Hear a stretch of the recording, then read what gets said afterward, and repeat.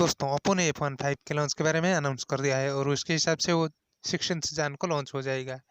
और उसके हिसाब से यहाँ पे आपको मिल जाएगा मीडियाटेक हीलियो P70 की प्रोसेसर और बैक साइड पे क्वाड रियर कैमरा सेटअप और उसके साथ साथ USB टाइप C के साथ मिलेगा VOOC 3.0 की फास्ट चार्जिंग की सपोर्ट।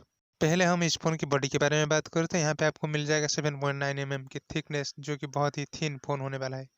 और इसके साथ साथ यहाँ पे आपको 2 कलर के अवेलेबल हो जाएगा, जैसे कि डार्क ब्लू और रेड कलर की।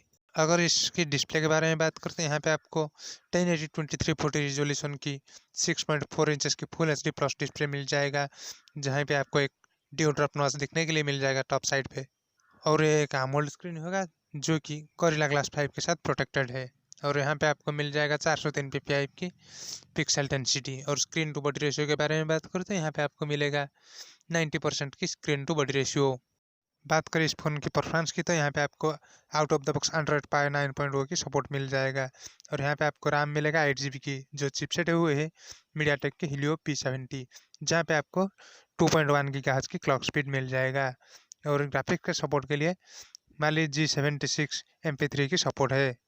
हाँ दोस्तों, स्मार्टफोन्स में कैमरा बहुत ही एक इम्पोर्टेंट हिस्सा होता है और इस मामले में ओप्पो F15 ने पीछे नहीं हिचका है। और यहाँ पे आपको मिल जाएगा 48 मेगापिक्सल के एक मेन कैमरा सेंसर, जो उसका अपर्चर है f1.7 की, 8 मेगापिक्सल के एक वाइड एंगल लेंस, 5 मेगापिक्सल के एक पोर्ट्रेट लेंस कैमरा और 2 मेगापिक्सल का एक मैक्रो लेंस कैमरा मिल जाएगा। हाँ, फोटो की क्वालिटी बढ़ाने के लिए सोनी के सेंसर इस्तेमाल हुआ है। अगर इस फोन की सेल्फी के बारे में बात करते हैं, यहाँ पे आपको फ्रंट साइड पे 16 मेगापिक्सल की कैमरा मिल गया है, जिस पे आप बहुत ही अच्छे खासे सेल्फीज ले सकते हैं अपने गर्दन को मोड़ मार के।